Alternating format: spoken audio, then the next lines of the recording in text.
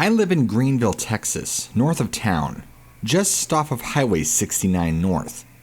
I have lived here for 12 years and have had strange things going on at my house since I moved here. But in the last 2 to 3 years, things have really started happening more. I live down a dirt road off of Highway 69. There are a lot of woods around me. Also have several neighbors around me too. In late summer of 2017, I was jolted awake in the middle of the night by a loud banging on my house.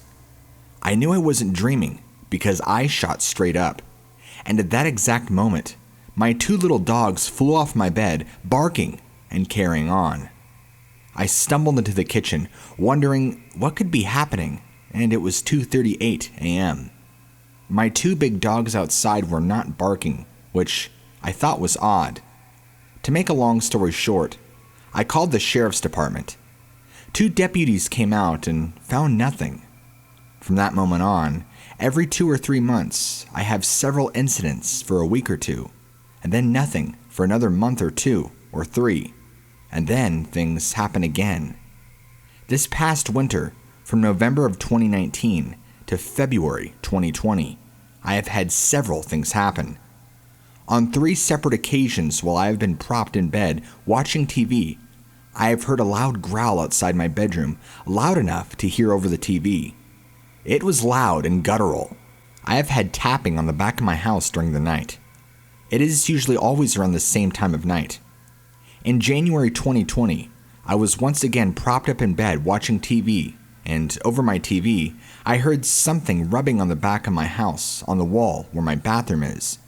My bedroom and bathroom run together. My 2 little dogs jumped off the bed into the bathroom at the back wall, barking. I've had rocks thrown at my house. I'm home alone most of the time, but this past Saturday night, April 18th, 2020, my husband happened to be home.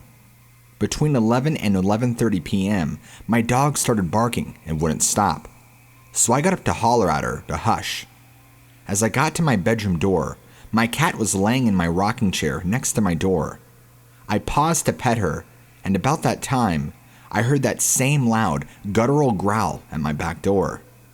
My cat heard it, wheeled around and looked at the back door. I went and woke up my husband.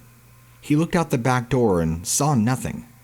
I went to the front door and opened it and called my dog. She would not get close to the fence and was barking, looking towards the back of my house, towards my neighbor's home behind me. All of a sudden, she jumped back, like whatever it was coming towards her. I ran to my guest room to look out the window facing that direction, and back towards northwest, I saw something huge and dark in color going across my neighbor's back pasture, moving fast. My neighbor behind me lives alone, and she has had the same things happening at her house.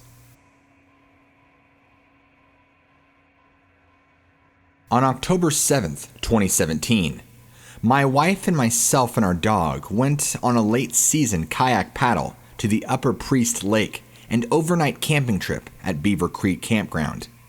After loading the kayak after our paddle, we drove half a mile to the campground, only to find that it was closed for the season. Not wanting to find another campsite, we drove around the campground to the Toole Bay Boat Launch parking area, which was still open. We parked our vehicle, unloaded our tent, sleeping and cooking gear, and began to set up camp, carrying things into a designated site that would normally be accessed by the campground road. I was a bit concerned about camping in the site after the campground was officially closed, but figured that it was already getting dark. It was unlikely that we would be confronted by a ranger. It had been raining and was getting cold, and my wife wanted a campfire to warm up from our paddle to the Upper Priest Lake. I didn't want to start a fire, as I was still uneasy about camping there and concerned that a fire would attract attention to us. After setting up the tent and getting things situated, we heard a woo call to the north of us, across the road. I had the distinct impression that it wasn't an owl, but a person wooing for someone in the dark woods, like someone trying to contact a hiker who was late getting back to the car, though there were no other cars in the area. The call was quite loud, louder than any owl I have ever heard. To me, it seemed like it was coming from something, a person with a large lung capacity. By this time, it was dark, and we couldn't see anything beneath the tree canopy outside of our campsite. While my wife worked on starting a fire with wet branches unsuccessfully, I arranged our sleeping gear in the tent. Suddenly, we heard a woo call that was much closer and much louder. The call made us nervous, as we both felt it was made by a person who was creeping around our campsite in the dark, messing with us. But we heard no vehicles drive in, saw no headlights or flashlights, and it was too dark and overcast for a person to drive or walk around the woods without a light. My wife has better hearing than I do, and heard what she felt was answering woo from some distance away in the forest. Grabbing a flashlight, I walked 75 feet back or so to our vehicle to get my 9mm pistol. There was no question that this wasn't an owl. The call was much too loud and gave both of us a fearful feeling. I could feel the loudness of the call in my chest. We noticed that our dog had no reaction to the calls, remaining in camp and not acting scared, but I sure felt that way, even with a firearm on my hip. After the last loud call, we didn't hear anything more than the rest of the night. No vehicles drove into the boat launch parking area, and we heard no people or animals about. In the morning, I looked around our campsite but couldn't see anything that had been disturbed. Later back at home, my wife researched owl calls online, but couldn't find anything that sounded like what we heard. Whatever had made those calls around our campsite that night knew we were there and had a lung capacity much larger than an adult human male.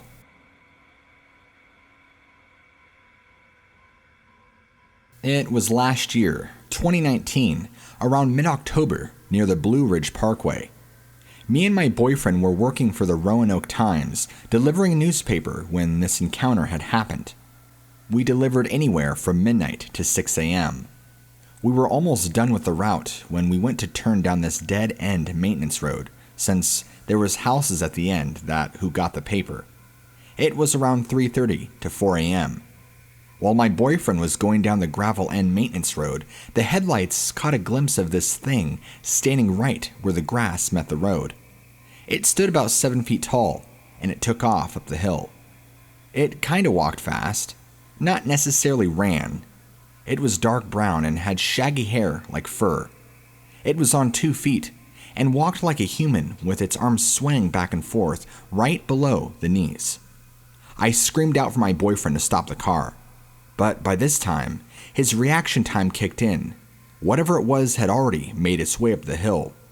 My boyfriend positioned the car so the lights would shine up that hill, and that's when we saw 2 bright glowing, red-yellow eyes looking back at us. What was strange was it was hiding behind a huge tree, and how high up the eyes was from the ground was close to 7 feet tall. You could clearly see the eyes blink. We sat there for approximately 10 minutes and finally decided to finish up the route and come back. We did eventually come back after we got done with the last house, and it was gone. But you could see where the tree limbs and grass was pushed down from where it was standing on the side of the road. Maybe less than a month before we had the encounter, we had heard tree knocks while on our route from deep down in the woods, maybe a neighborhood or two over. It scared us so bad when we heard it that we just bagged the newspaper and threw it on the side of the road.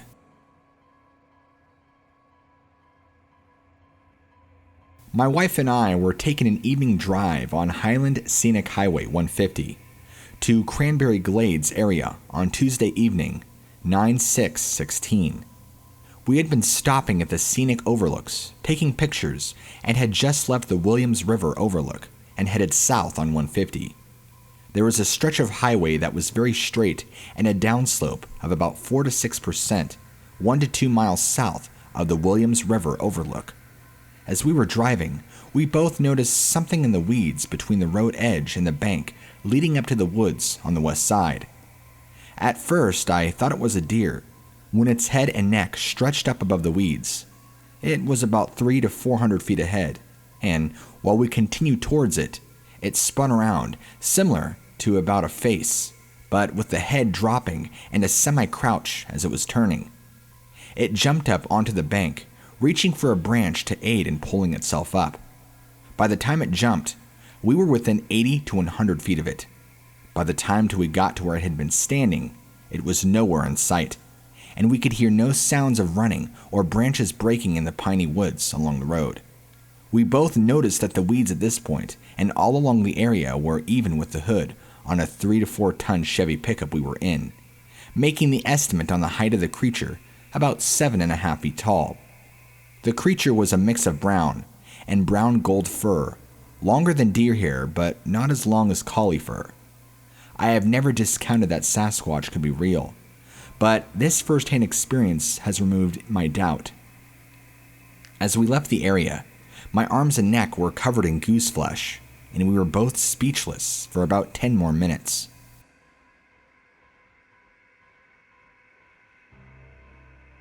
I am a 52-year-old Swedish archaeologist and a proud member of the BFRO. I have attended several BFRO expeditions in North America over the years.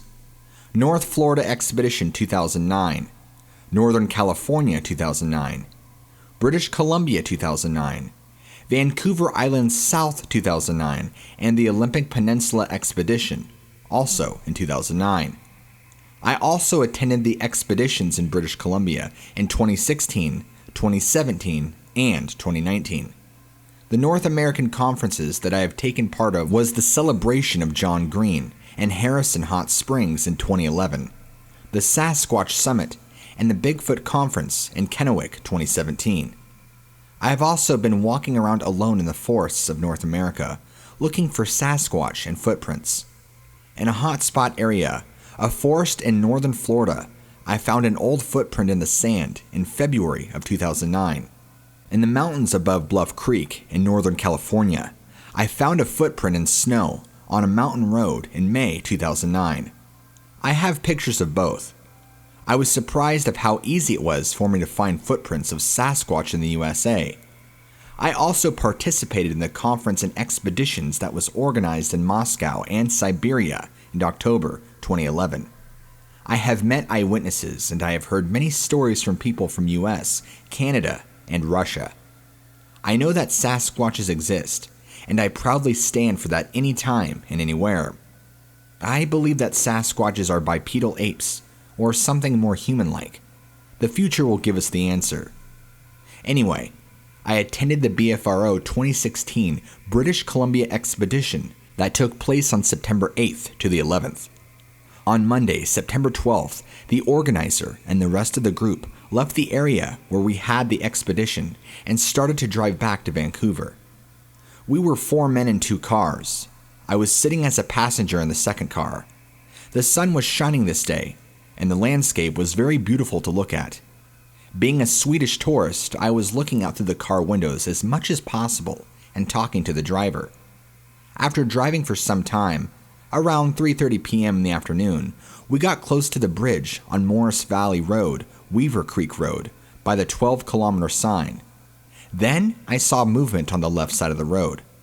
I turned my head to the left and saw for what I would estimate to be about 2 to 3 seconds a reddish-brown human-looking figure with an ape-looking head that quickly moved from a trench up towards some trees and then froze.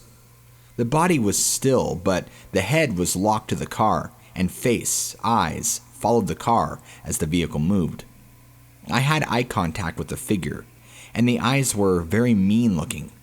I got really scared by looking into his eyes, and a thought immediately came up in my head. The word ape in Swedish. That's what came into my head.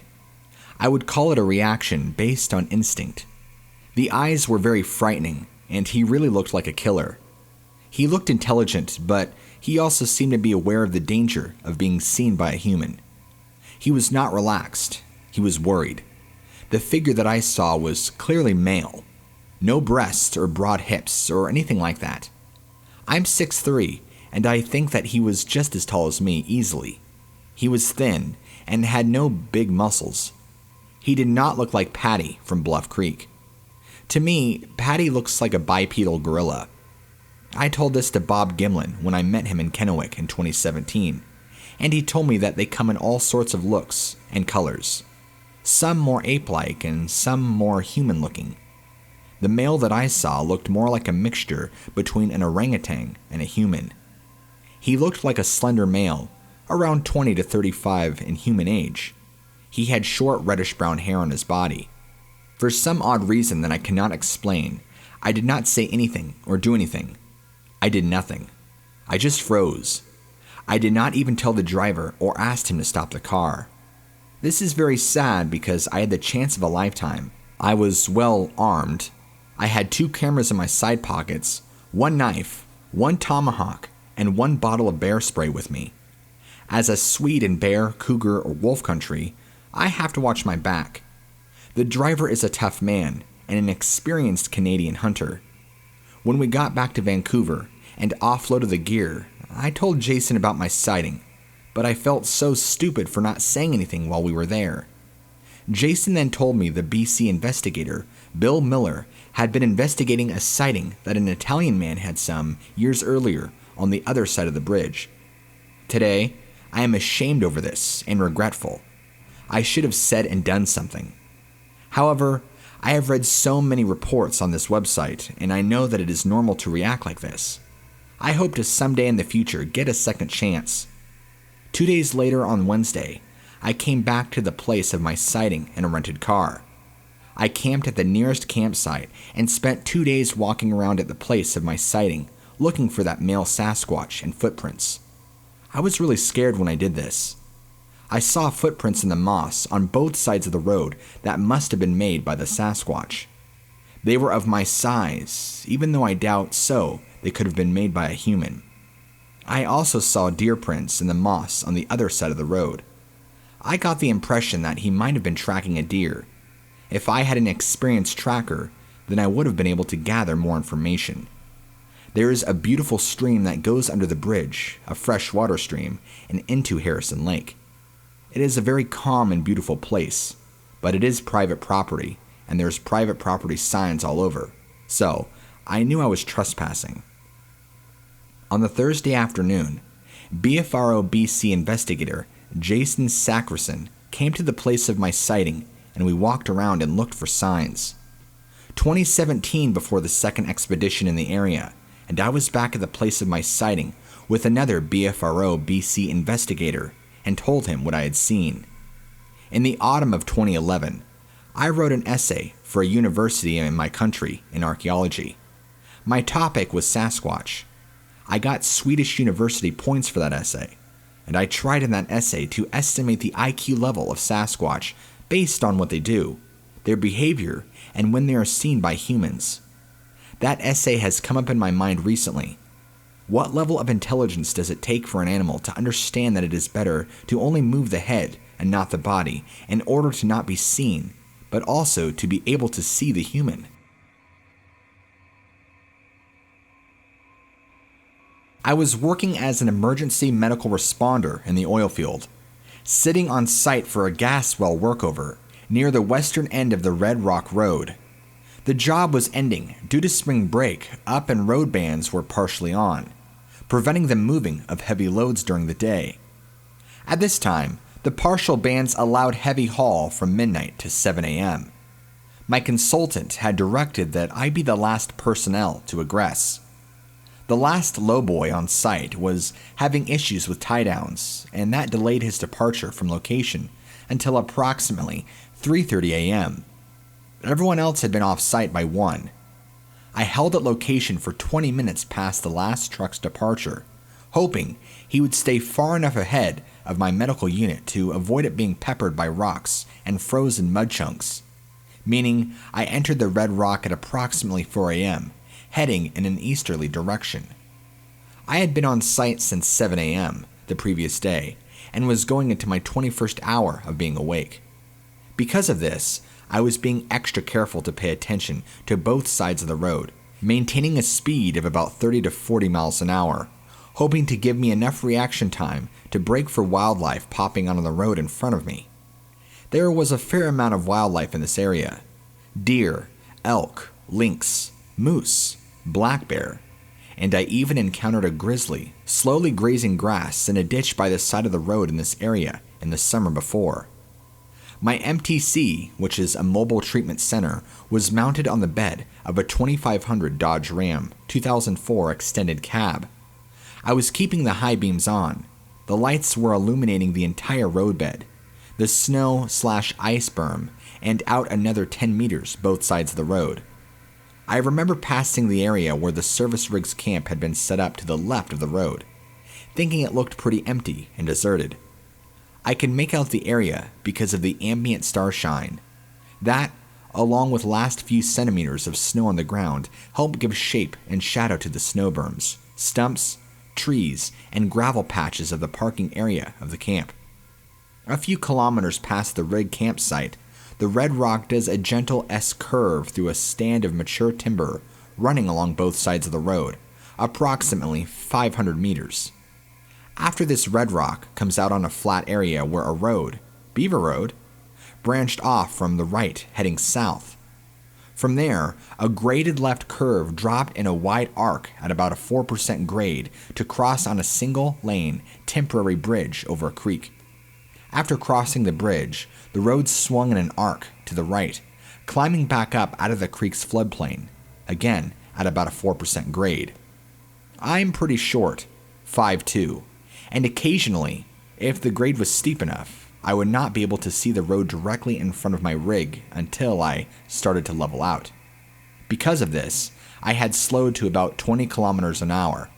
As I topped the hill, coming up out of the creek, I was just about over to accelerate when a solid 5-point elk came out of the right side of the road, hopping over the berm and landing not 4 feet in front of my fender.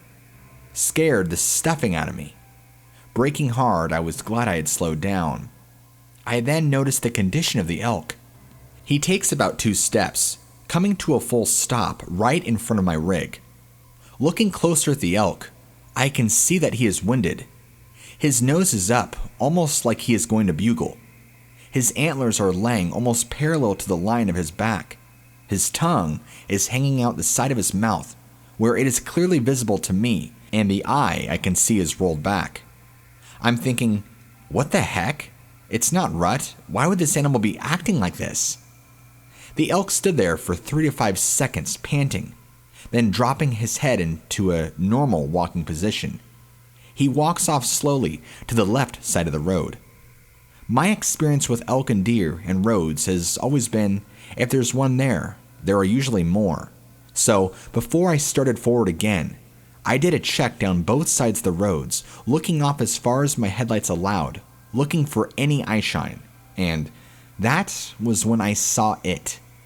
The Red Rock, like most gas-fueled roads, had an 80 to 100 meters of clear cut along the right side of the road, to allow for the laying in of a pipeline to carry the gas from the wells and the field to the plant. On this section of the Red Rock, the right way was cleared of timber, but the tree stumps were still in place, which is the usual condition when the pipe has yet to be laid. The stumps were the gray-brown of trees that had been dead for several years. Between the starlight, the headlights, and the snow, I could identify stumps and the bottom part of the tree trunks of the standing timber at the back of the clear cut right away. Finishing the scan, I had looked forward down the road, and just when I was about to drive on, I caught a motion in my peripheral vision on the right, drawing my attention back to that area. At first, I thought it was just a tall stump, as it appeared to be a bit taller than another stump nearby. A slight breeze moved the fur/hair of this taller stump, and it sort of shimmered like the hollow tips on a grizzly coat in the truck's headlights. Looking closer, I now see what appears to be a round head, no face visible, and 2 round shoulders. The width from outside shoulder to outside shoulder had to be at least 3 football helmets wide, or at least 1 meter. The bulkiness of the shoulders had been another clue that the shape on this form was not that of a bear. This was my aha moment, and I am now thinking I know what it was to be making the elk run. A bear, and by its coloring, a grizzly. I feel the puzzle has been solved satisfactorily and start to move forward, and that's when it stands up on 2 legs. When I say it stands, what it does is it unfolds in a smooth and easy motion. No swaying, no side to side in the way a bear does to keep it in standing position with balance. I am still thinking grizzly bear, based on its estimated distances from the side of the road, about 10 to 12 meters, the brightness of the area being lit by the high beams, and how the upper part of the standing form fades into darkness. I would guesstimate the height to be about 8 feet. It turns its upper body towards the east, and even though I cannot see a face, I get the feeling it is looking further down the road in the direction that I'm headed. I have the impression of a head, but it's tall enough that the upper third of the body fades into darkness, that being only slightly a different dark than the standing timber several more meters behind the form. Think dark bluish black for trees, and dark blackish brown for the upper part of the creature. My next surprise is when it drops its arms. The left arm is long enough that I could see the range of motion, shape, and the large shape of a hand in the light of the high beams. This is why I say arms. It has a hand, not a paw. The arm was longer, and the hand was lower than where a human hand would rest beside a human thigh. I am beginning to be overwhelmed by a feeling of dis-ease, like I should be sitting still, and that I really should start driving away from this creature. My heart is racing, my hair is on end, and I think, oh my God, as I start carefully forward, half expecting to see another one step up to the road. It takes me a few minutes to think, but I believe I have just seen a Sasquatch. From the time I braked for the elk to the time I felt compelled to start driving was probably no more than 25 seconds. My name is JM, and my friend's name is RS, and we were hiking about a mile above Sand Canyon in California. He lost his prescription sunglasses, and we split up to search for them. As I was hiking, I saw a very strange track. It looked human, but it was larger than any human footprint. Also, unless a human was walking a mile from the road barefoot through rough terrain, it couldn't have been a human. I met up with RS, and on the way back I showed him the print. He is an Army veteran from Iraq and an avid hunter, and he was simply shocked by the footprint. He said to me, "Jay, look, you can even see the toe prints. This creature has to be at least 7 feet tall." We looked at each other, and I asked him, "How old do you think that print is?" He answered, "It looks to be about 3 days old." We both decided after finding his sunglasses, we should head back to the car, while keeping a very sharp lookout for anything strange. After we had reached home, it started to snow. We both realized it was very fortunate that we got to see that, because the snow would have wiped it out.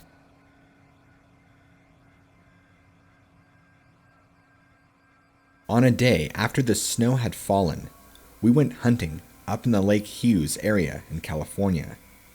There were 4 of us hunting that day, my dad and myself and 2 good buddies.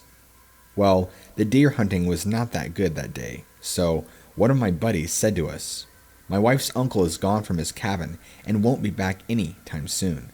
So why don't we visit his land and all and just hang out and all have some lunch?"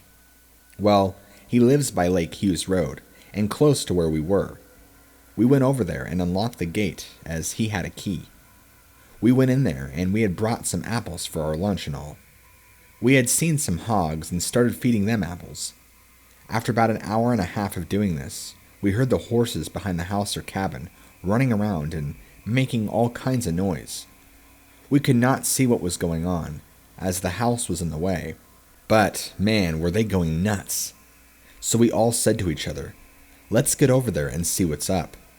We did and could not see anything but the horses still going nuts and running in circles. We then looked over the fence and through a gate and seen these huge footprints and smelt something like a dog's that's been wet and rotten eggs mixed. Well, the gate was locked and he went inside the cabin or house and got a key for the gate. So we went over to the prints, and I'm 6'5" at this time and weighed 275 pounds. I have a shoe size of 15 4E. These tracks were much bigger than my shoe, and they were made with some of them in the snow. I stepped next to them and could not press down and going that deep. I could go maybe 3/4 to 1 inch down. These prints were 4 inches deep in the snow. They were also 2 to 3 inches longer than my foot and much wider. Then I tried to step that far with my step, and no way could I. Then we followed the tracks until they came to this really steep hill. There, this thing went up to this hill on 2 legs and stepped high enough that even my good buddy, who was a bodybuilder and in great shape, could not climb. I could not even lift my leg that far, and I was 16 years old and pretty limber. No man could lift their leg that high or step that far. No man. Nowhere did we see bear tracks, and even if we did, they don't walk that far on 2 legs. Whatever this was, it walked along this fence and turned and went back into the woods, and then up this very steep hill. It must have looked at the horses and maybe seen us feeding the hogs. I never seen it, but we got scared and left the ranch. I have told this story to a few people, and they look at me. It could be, but you can tell. They don't think it's real. But when you see things like this, you just know something is out there. Nobody can change my mind on this one. I know what I seen, and it is not set up. Nobody knew we were going to his ranch. And the next ranch over, nobody was home there either. So the only thing that could be is, this was real and not fake. Nowhere did we see any human footprints by any of these tracks, or up that steep hill. I know something is going on up there.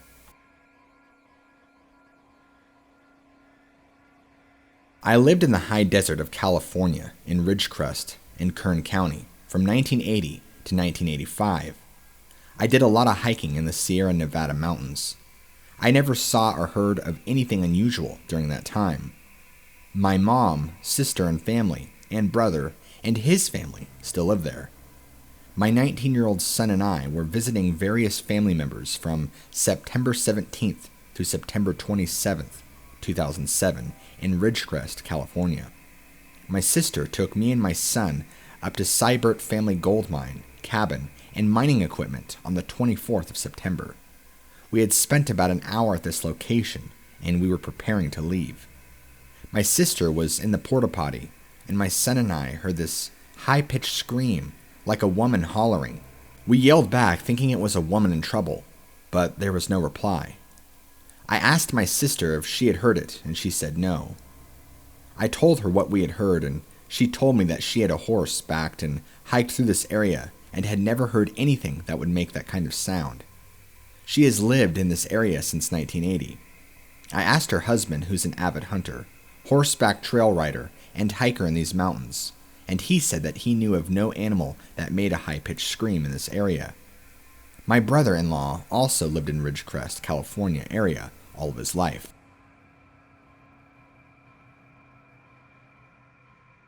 In late September 1989, I was deer hunting about 5 miles west of Walker's Pass along Highway 178. I had driven a short ways off the highway and then walked about 1/4 of a mile to a rocky bluff that was at the base of a very large, steep mountain. I believe it was Pinyon Peak. While sitting there in the dark, I continually had the feeling that I was being watched. I have had this same feeling 2 other times, and in both situations, I spotted a mountain lion watching me from a distance. As gray light came, I started glassing the steep, dense mountain behind me and looking for whatever it was that was watching me. I really could not see very much as it was still fairly dark, and the brush was so thick. I cannot remember how long it was that I was glassing the area when a very loud, booming scream echoes from the mountain behind me, several hundred yards up.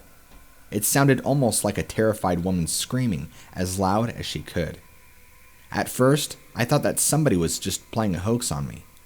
The more I looked at how steep the mountain was, the time of day, early morning because I only had gray light, and how dense it is up there, the more uneasy I became. I left the area immediately. I was about 14 years old, riding a horse on a ranch that my family owned. The ranch location is somewhere in California. I won't disclose where. I was on a trail going towards the edge of the forest, still on our property. When I reached the edge of the forest, there was a dead cow. It had been dead for some time now, because it was mostly just bones. When I looked around, still on my horse, that's when I saw a Bigfoot. He was really tall, black, and so human-like. He looked at me, but was not scared. I said to myself, that's Bigfoot. Bigfoot had one hand and arm leaning up against a giant tree, and he looked to be both man and ape. Bigfoot looked right at me, and we both just looked at each other. I was so scared that I turned around and went back to the ranch. I've blocked this out of my mind for many years, I believe from being scared to death. I spoke to my dad about the ranch. I asked him, do we still own 10,000 acres in the ranch? He said no, and is now 90 years old. I asked him, did anybody ever say they saw Bigfoot? And he said yes. I could take you to the spot where I saw him, and I'm sure somebody who lives in that area would say they have seen him also. Why? Because he is there. He is out there, living. This happened 28 years ago, but I remember it very clear now for some reason, and how he looked at me. I am a long-term seasonal with the U.S. Forest Service. I do know the different tracks the wildlife leaves behind. What I and a coworker saw was not a typical wildlife track. On this day, we decided to go to the Paiute Mountain to cover illegal OHV trails. As the day was going, we covered 5 illegal trails around the Landers Meadow area, then decided to head for the Weldon and Woolstaff Meadow area. As we were heading towards the Weldon Meadow area, a rancher stopped us to ask if we saw some of his cattle. Our reply was no. If we see them though, we'll let you know. We never found them. At Weldon Meadow, we stopped for lunch, and this was our next area to work. During lunch, the coworker went to do a little exploring. After about 10 minutes, the coworker yelled to me to come see and ID some wildlife tracks. These were not wildlife tracks. We saw what looked like something like a human foot track, but it was way too big with a slight distortion in the toe. The tracks measured about 16 inches long and 7 inches wide. The tracks looked like the ones I saw last year at the Six Rivers National Forest. I snapped a picture of the track and looked to see where the tracks were going. The tracks followed the barbed wire fence. The meadow area is used for cattle grazing. The coworker asked me what it meant. I just said, it's possible that Bigfoot was looking for food or was heading for the spring at the end of the fence. We then proceeded to do our work so that we could finish this area and head for the other area. We finished and headed towards the Woolstaff Meadow area. Once down there, we proceeded to do our job. While working on the project, I spotted the same tracks that we saw earlier. The tracks cut across the trail and headed towards some rock outcroppings. This was enough to spook my coworker, and so we left the area. Back at the office, the coworker told me what we saw and was laughed at. I didn't tell them that I snapped pictures of the tracks. I too would have been laughed at. First, as a matter of background, I want to tell a little about myself. It will help explain the delay in ever having reposted this incident. The sighting occurred about 3 months prior to my entering the United States Army. I served for 3 years as a paratrooper with a top secret clearance. After my time in the service, I became a Los Angeles police officer. I did that for 13 years and am now a federal agent, working for the OIG out of Washington, D.C. With that background, you can probably understand my reluctance to discuss this sighting with too many people. It really boils down to a potential career killer. That being said, the incident did occur, and I remember it vividly. Many, many years after the event, I reconnected with my friend, who was the witness, and asked him to tell me the story as he recalled it. I wanted to check my memory and see if it matched mine. It did. To a T. Only a few months ago, I spoke with my brother-in-law, a witness after the fact. I asked him if he remembered the event. He did. It should be known that he is not the kind of person that would buy into such a story. He had not been semi-involved. Anyway, this is what happened. My friend Craig and I were both 17 years old and waiting to leave for Army basic training. He was due to leave in June, and I would go in August of 1980. We were staying with my sister and brother-in-law at the time. They lived in a cabin in Green Valley, California. Craig and I enjoyed our last months as civilians in that area, and used it to train for the difficult training ahead of us.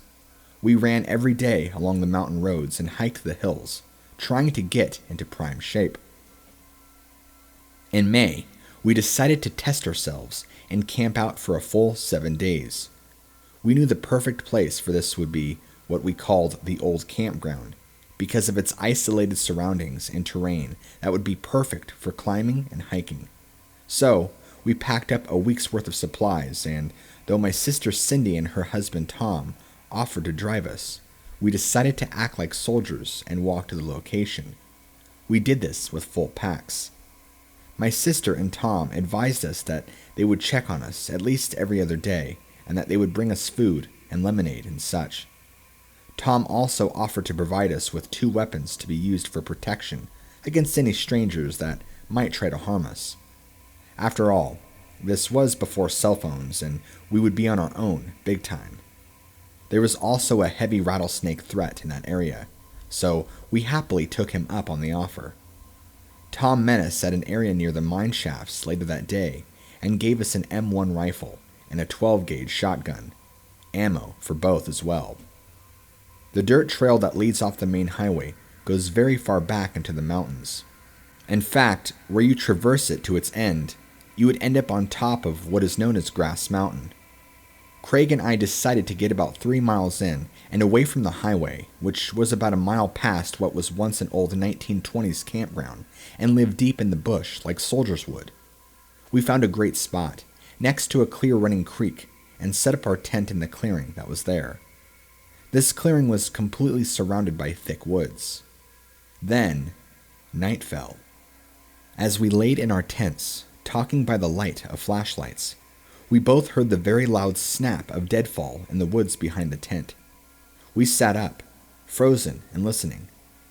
We heard what sounded like a very large and heavy person, slowly walking around our sight, making no effort to conceal his presence, judging from the loud sound of breaking sticks and brush. We were both scared, believing that someone was out there.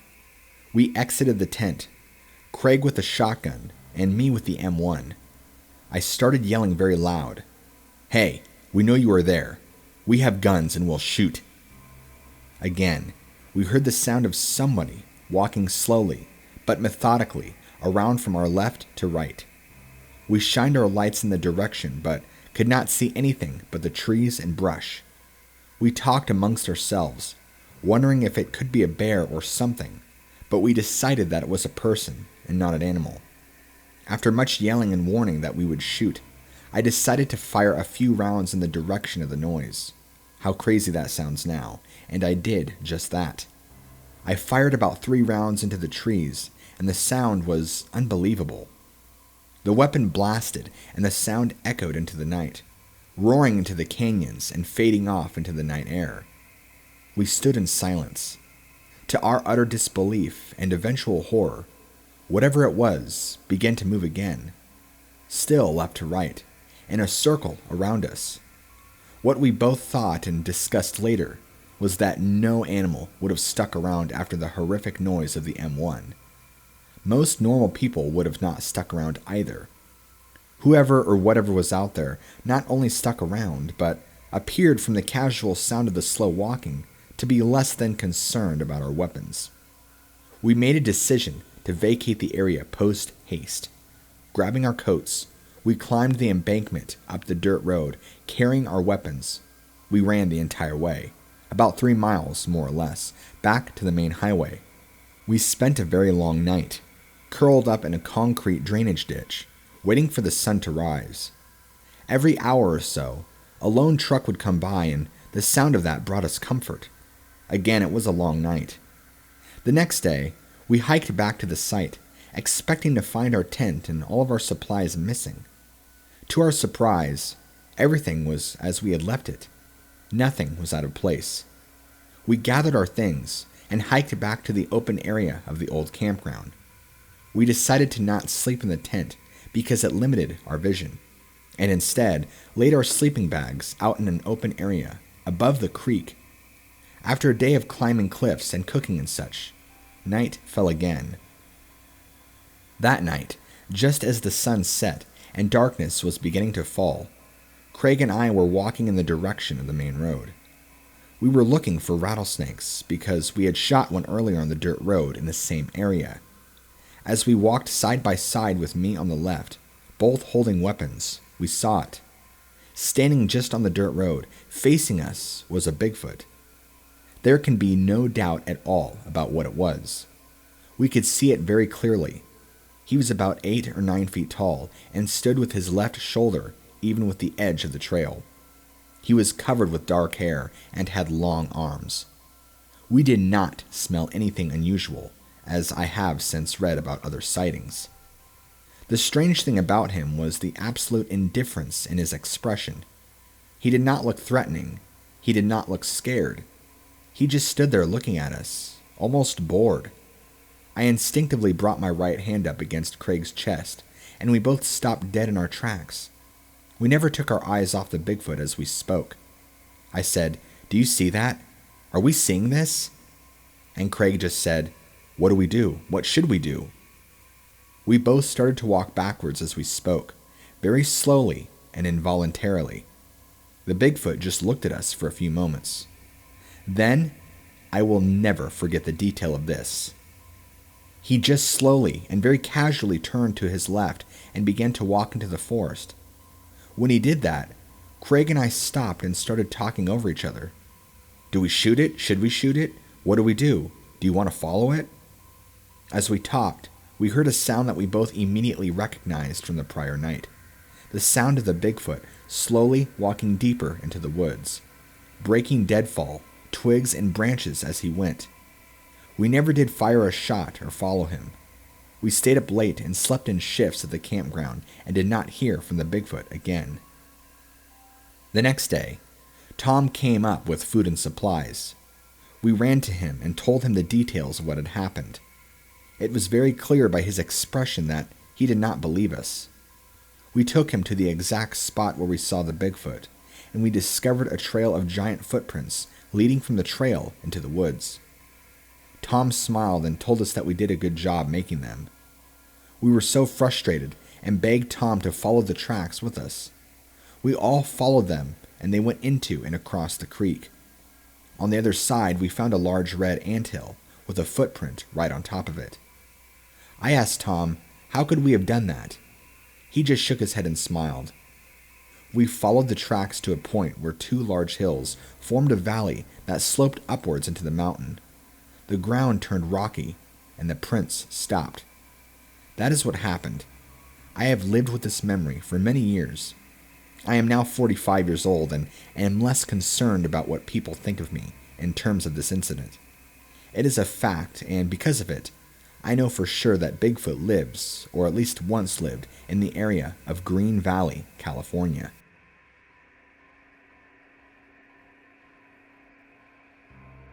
Me and a friend at the time were hiking in the Angeles National Forest.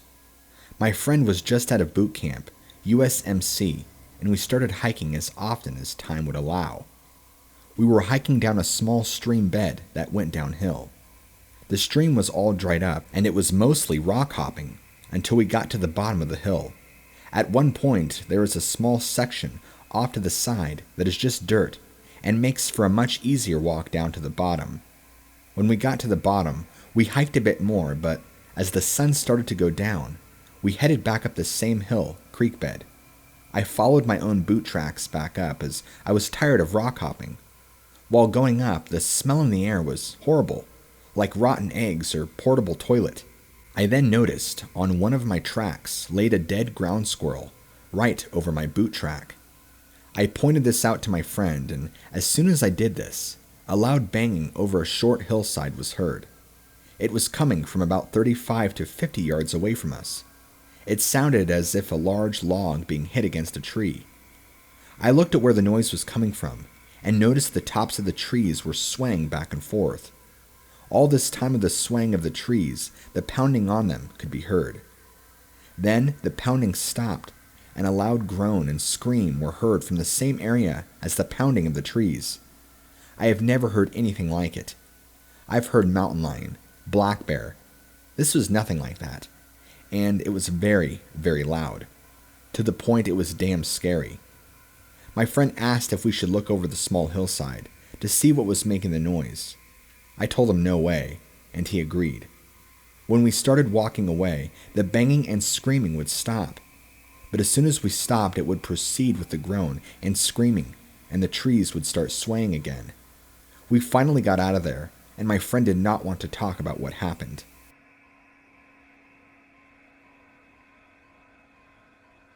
About 15 years ago, I was 17, 18.